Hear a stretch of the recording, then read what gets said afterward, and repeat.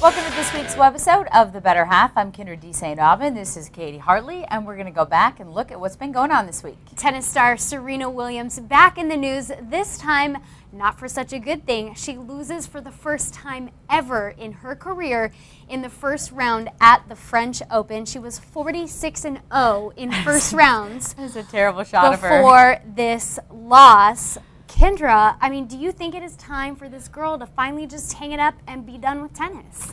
Well, I think she's absolutely still one of the dominant players in tennis, but my thing is, if she's not passionate about it anymore, if it's not her thing, if she doesn't have that drive to play, because obviously to play at that level, it takes a lot, then quit and do something else. I don't think there's anything wrong with that. I mean, think about the age that she started. She's been playing tennis practically every day for her entire life, the majority of her life. If she's ready to move on and do other things, I know she likes fashion, and her and her sister Venus do all sorts of stuff.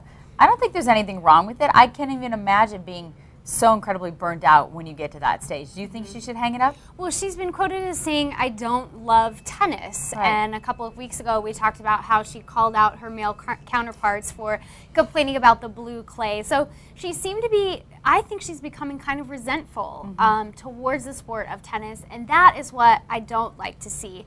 However, she is talented enough that if she wants to keep doing it and still keep complaining, then, I mean, who am I to tell her no? Yeah, I mean, I think it's hard for us who have actually like real jobs, and I can't say that our jobs are really difficult, but you know, people in the real world struggle with pro athletes that want to hang it up and don't understand why they don't enjoy their job every day. But it's just different. I mean, it's a grind. That's a lot of work they've put in it. Yeah, Kendra, let's move on to some NBA stuff. The San Antonio Spurs, wow, they are looking like the most dominant team in the NBA playoffs right now.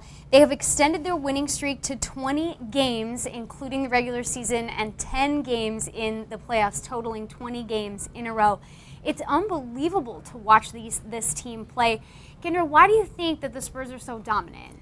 I think they've just figured it out, and I know that sounds really lame and cliche, but for some reason, this core group of guys, Manu Ginobili, Tony Parker, and Tim Duncan, that core group, they figured out a way to get it done, and of course, Popovich. You can't forget him, even though everybody seems to not like Greg Popovich, and somehow he named Coach of the Year, and you know, he had his team come to Phoenix, and then those guys flew back and didn't even play in the game, whatever. I mean, he's kind of weird in what he does and the way he does things, but they've just figured out a way to make it work, even though they're all old.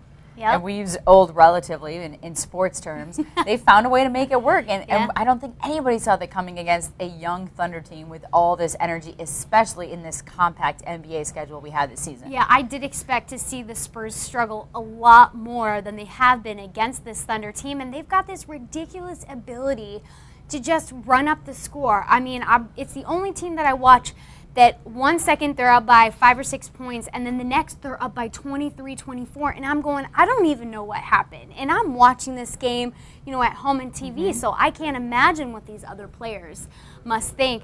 So the question is now, as a Suns fan, Kendra, are you cheering for or against the Spurs? I think I always cheer against the Spurs. I mean, first of all, I'm not like a diehard Sun fan like a lot of people are, especially living here in the Valley. But I think everybody pretty much cheers against the Spurs. Tim Duncan's always whining. He's always complaining. Popovich is kind of a pain in the butt to deal with from a media perspective. How about you? I hate him. I hate him. Boo on the Spurs. I'll always boo on them. I don't care. I hate them. Another guy we boo on. Oh, is Meta World Peace. I'd say Merry Christmas, but that's not fitting. So neither is Happy Labor Day, which the athlete formerly known as Ron Artest tweeted out on Memorial Day. He said, "Happy Labor Day. Enjoy it." After that, he blamed, obviously taking it back, he actually deleted the tweet. He blamed everything from partying too late the night before Those are good excuses. to his poor educational background.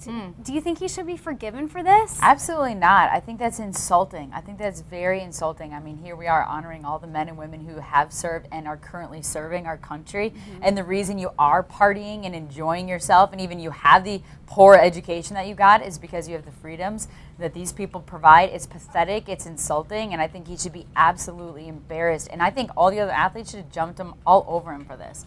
I agree. I don't think he should be forgiven. I'm not a fan of his anyways, but I don't think he should be forgiven for this. I've got military in my family. My brother is a Marine, and so to see someone who's making $7 million a year tweet out something like that, so ignorant, It's just a disgrace. I And there's agree. kids walking around with this guy's jersey on. I agree.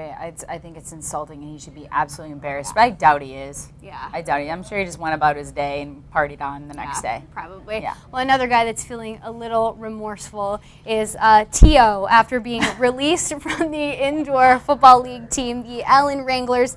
The owner was quoted as saying he could, quote, not be tolerated anymore by this team. Good move, bad move, Kendra. Great move. I mean, I love that the owner wasn't pulling any punches. Teeio is a joke. He's washed up. He's a waste of time. I saw him at the Larry Fitzgerald celebrity softball game, and he looked like a tool out there playing softball too. So, well done. Congratulations. Way to just run him out of the city. A waste of time, a waste of space. And he didn't show up at a children's hospital charity event. That was the straw that broke the camel's back. And things do not just come up when you have nothing to do. Kendra, he will not be the first athlete or the last athlete to ever not show up for an appearance.